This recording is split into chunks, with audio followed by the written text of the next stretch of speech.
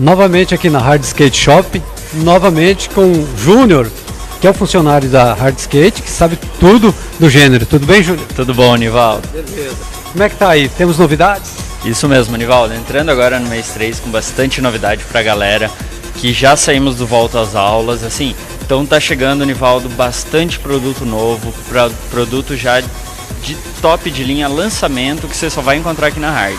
Eu vi ali que a gente inclusive filmou, a gente vai mostrar aí tênis, né? Uns tênis, umas marcas bonita, bacana. Isso mesmo, a gente está trabalhando agora com umas duas marcas bem legais, que são exclusividade aqui na Hard. A gente está trabalhando com a linha da MacBoot, que são umas botinhas, um pouco diferencial aí pra galera, que não só quer usar a parte de tênis para skate, quer usar algo um pouquinho diferenciado. A gente tem MacBoot, preço super acessível, parcelamos, precinho bem legal.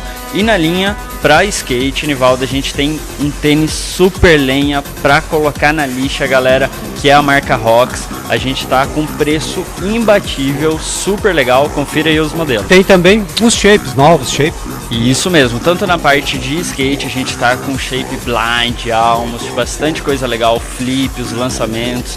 E na parte de longboard, voltando a repetir, a gente trabalha muito forte com peças de long, shapes para long, importados, Nivaldo, com 20% de desconto só esse mês aqui na Hard. Peças para skate, para longboard também, a gente tem bastante produtos super de ponta, roda Orange, roda Seismic, então produtos só de qualidade. A galera que quer andar de patins e tal, super bacana também. Temos patins a partir da numeração 32 até a numeração 43. Que os dias está chegando as novidades da estação, meia estação. Com certeza, meia estação chegando bem forte aqui na Hard, bastante produtos importados, tanto camiseta de manga longa, jaqueta, só produtinho importado. Aguardem, Largi, New Era, bastante coisa legal.